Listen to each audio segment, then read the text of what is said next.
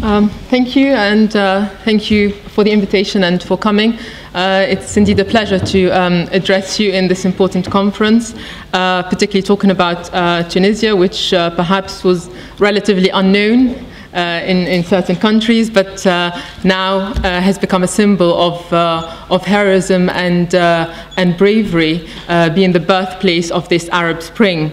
And the importance of this conference lies in the fact that although the headlines have now moved away from Tunisia to hotter places in the region, the revolutions in Tunisia and in Egypt are far from over, and much still needs to be done, including discussions of this nature, both internally and with those external partners who are interested in supporting a democratic transition in Tunisia.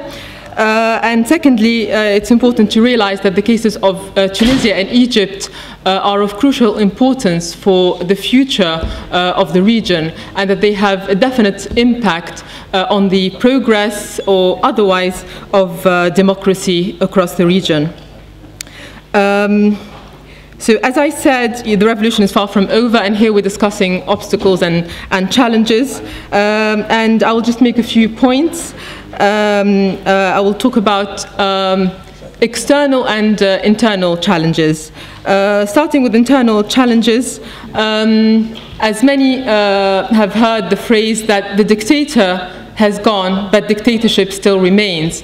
Obviously, a dictator does not rule single-handedly, and his iron grip on society, on all aspects of life, was achieved and maintained through the collusion of individuals, bodies and groups of vested interests who benefited from the system of despotism and who obviously do not want that system to disappear and are doing what they can to keep it in place. As has been said, perhaps they have sacrificed the symbol of the system to keep the system itself in place. So we have that manifested through the return of political parties that represent the old system, through the continuation of the old police brutality on peaceful protests, the return of detentions and even torture, which is sad, which is something people did not expect to see in post-revolution Tunisia. We see the continuation of control of the media, of the judiciary, and through these acts on the ground, as well as statements you may have heard by figures who talk about a counter-revolution that is working to stifle the revolution and to prevent it from achieving its aims. And we have others also talking about shadow government that is controlling things and manipulating politics from behind the scenes.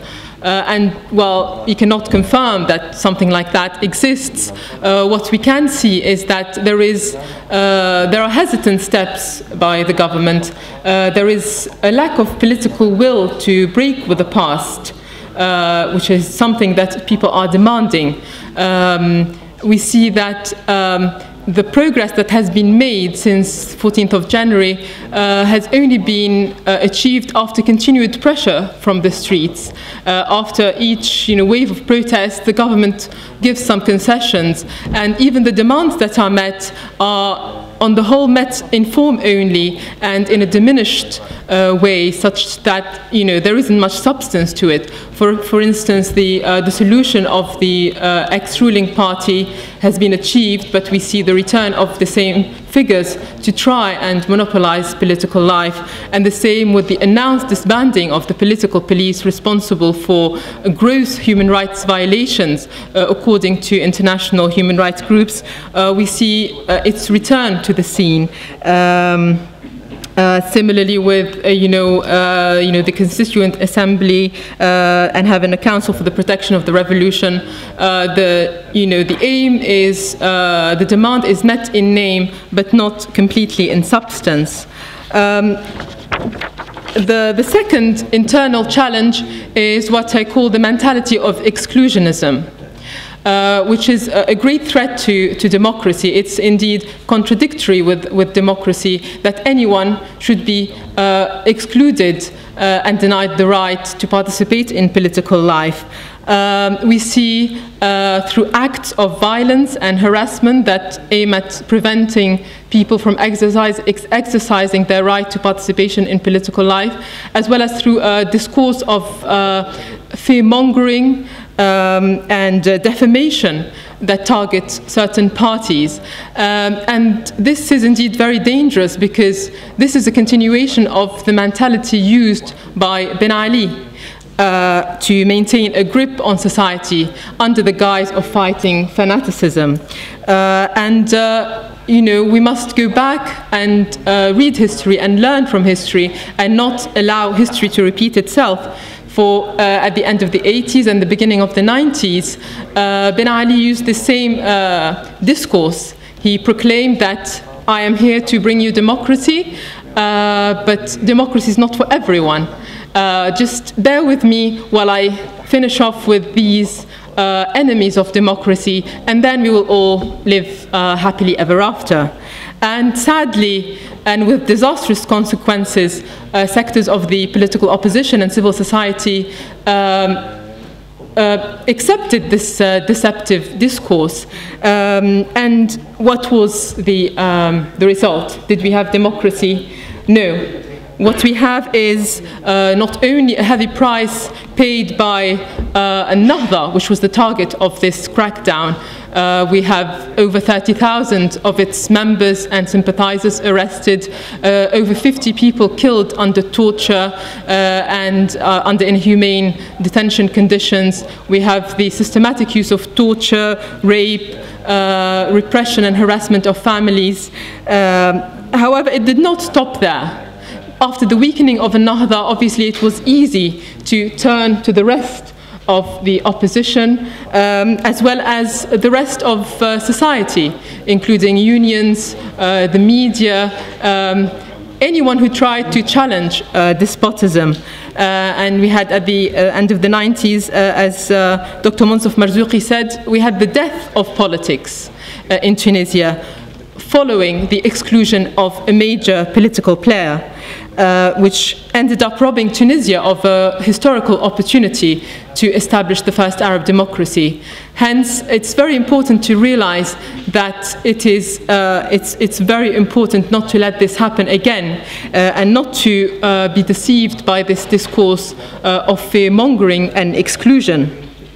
And we must all recognize that with our differences, everyone has the right to participate, and it is only it is only the will of the people which will decide the fate of Tunisia. I will now turn to external challenges, starting with first the immediate environment of Tunisia, because Tunisia is, as a small country, is susceptible to influences of its neighbors. And so the challenge is whether its environment will be supportive of a democratic transition or whether it will obstruct such a transition. And particularly we have on our southern borders, we have a very dangerous and inflamed situation in Libya, a country with which Tunisians have strong social and economic ties, and this situation threatens to spill over the border into Tunisia. And the second external challenge, which perhaps is more relevant to this audience, is whether Europe will move from supporting despotism under the pretext that it is only dictators who can provide economic stability, prosperity and political stability. Perhaps differently from Professor Burga, we're not against any support from Europe if it is neutral, if it will give expertise and support to a real democratic transition, particularly at these first open elections, or we hope they will be open and fair in July. I will stop at these challenges and perhaps allow later more, interaction with the questions. I'll just end by saying that although there are great obstacles and challenges before us, it's important that we must keep positive and remember the great opportunities we also have at this time and celebrate what has been achieved and salute the courage of those who made it possible, while we remain vigilant so that their bravery and their sacrifices are not squandered. And thus I end with a line from the now famous line of poetry from the now famous Tunisian poet Abul Qasim al-Shabi, who said that if the people one day desire to live, then fate must surely answer their call, and night will surely dissipate, and the chains will surely break. Thank you.